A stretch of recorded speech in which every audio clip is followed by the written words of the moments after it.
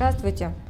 Одна из самых популярных тем это башкирские женские народные украшения. Существует 8 типов народных украшений. Первый – муинса, это северо-восточный комплекс, относится к северо-восточному комплексу и к северному. Яга – это зауральский восточный комплекс. Также в Учелинском районе это другой тип яга, также называется яга.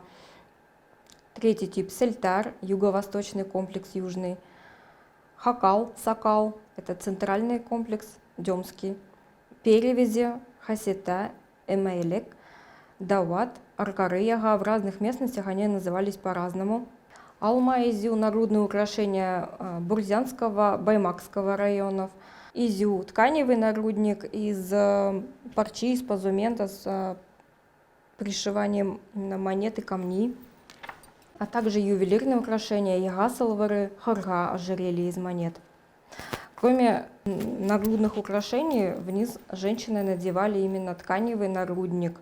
Кукракча, кукракса, тушлек, тушельдерек. Также на разных местностях имел разные названия. Все типы нагрудных украшений имели свои особенности, свои размеры, форму, наполнение. Поэтому очень важно изучать именно свой тип нагрудного украшения, своей местности, своего рода. Для того, чтобы изучить и башкирские нагрудники, и одежду, хорошо пользоваться такими книгами, как «Башкирия» Руденко, автора, исследователя, этнографа, «Традиционный костюм башкиры татар Пермского края». По технологии изготовления крой вы можете посмотреть в книге «Башкирский костюм» автора Камалиевой Айгуль Салаватовны. Также есть книга Шитовой Светланы Николаевны, это «Башкирская народная одежда». Если вы не можете определить, какой тип нагрудного украшения принадлежит именно вам, вы можете обращаться к экспертам. В социальных сетях ВКонтакте вы можете найти мастеров Ильдара Гатаулина, можете обращаться в мою группу, ко мне, Гюльнаре Шафиковой, это группа Башкорт Меликеме, группы Кашмау, творческого объединения, группа «Шьем и вышиваем» с Акуловым, это Александр Акулов, реконструктор-мастер. Также более 3 лет я занимаюсь тем, что собираю старинные фотографии и выкладываю во всеобщий доступ в свою группу Башкорт Меликеме. Вы можете присылать мне фотографии, я их обрабатываю, опубликовываю, и многие жители, которые не знали, какой тип нагрудника к ним относится, они находят их, и можно их повторить. Допустим, вот Архангельский район, тип нагрудника хакал, сакал. А сейчас на практике я хочу показать вам, как изготавливается основа нагрудного украшения сакал, хакал. Для начала, получается, вы определяете, какой тип нагрудного украшения вам подходит, вам соответствует вашей местности, вашему роду. Этот нагрудник я выкроила по фотографии, которую мне прислали с Архангельского района. Получается, вы берете материалы натуральные, ситец, сатин, здесь у меня советский ситец. Внутрь в основу вы ставите именно плотный драп, сукно, войлок, чтобы нагрудник у вас хорошо держал форму, чтобы не провисали монеты, чтобы не продувало. Натуральный драп лучше. Можете распарывать старые пальто, шинели, они очень хорошо подходят. И одна из ошибок, которые многие допускают, это то, что они выкраивают нагрудник цельным, но на самом деле, если вы посмотрите на музейные экспонаты, то увидите, что они пришивались раздельно. Это было экономично, и у вас ворот будет сидеть лучше, не будет выворачиваться. Получается, такая у нас будет основа. Все 3 слоя вырезаются отдельно. Ушки эти пока мы можем отложить, их можно в последнюю очередь уже изготовить. И в процессе пришивания монет, бисера, они у нас не будут нам мешать. Когда мы подготовили все 3 слоя, все одной величины, аккуратно скалываем булавками. Можно крупными стежками, даже лучше их сметать. Третья сторона, вы ее также берете вместе со всеми слоями, с лицевой, с основой. Окантовочная лента, это не косая бейка, это ситец, сатин, выкроенный по прямой. Все шилось экономно. Нитки вы берете, вы можете брать их любого цвета, не обязательно в цвет ткани. Контрастной нитью удобнее шить, глаза у вас не напрягаются и зрение у вас не портится. Все 3 слоя ткани вы прошиваете, вы не закрываете изнаночный слой, как многие делают такую ошибку. Чтобы спрятать узел, вы делаете его внутрь, то есть вы на лицевой стороне завязываете узелок. При каждом стежке они читали именно молитву, потому что народные украшения это имели обережное значение. Нитки с изнаночной стороны они будут видны, узлы все будут на лицевой стороне. Это для того, чтобы у вас работа была аккуратной. Каждая мастерица старалась сделать работу аккуратной, на это смотрели.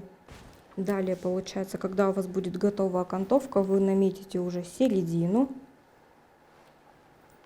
Наметите, где и что у вас будет расположено. Как раз таки будете пользоваться именно музейными экспонатами, книгами, фотографиями. И можете повторить именно понравившееся вам народное украшение. Монеты пришивались нечетным количеством. У каждого народного украшения была своя композиция, свое расположение монет и украшений, поэтому важно соблюдать вам именно по типу вашего народного украшения расположение всех материалов. Материалы используйте натуральные. Если у вас нет коралла, вы можете брать керамический бисер. В старину также использовали керамический стеклянный бисер, кораллы, натуральные монеты, именно царское серебро. Далее уже в советское время советские деньги. Из камней сердолик, перламутр, костяные пуговицы, ювелирные украшения. Еще одна из ошибок, которую допускают мастерицы при пришивании бисера и кораллов. Дело в том, что нужно закреплять каждую бисеринку, каждую бусинку. Вот мы наберем, допустим, несколько штук.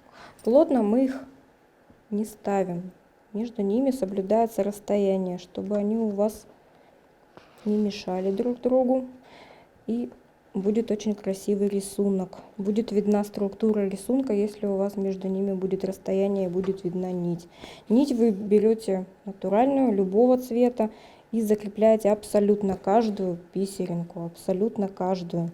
Чтобы нить у вас не путалась, при шитье вы ее можете именно вощить. То есть с собой нет у меня свечи, то есть об натуральную свечу именно вощите ее, чтобы она у вас не спутывалась, не закручивалась.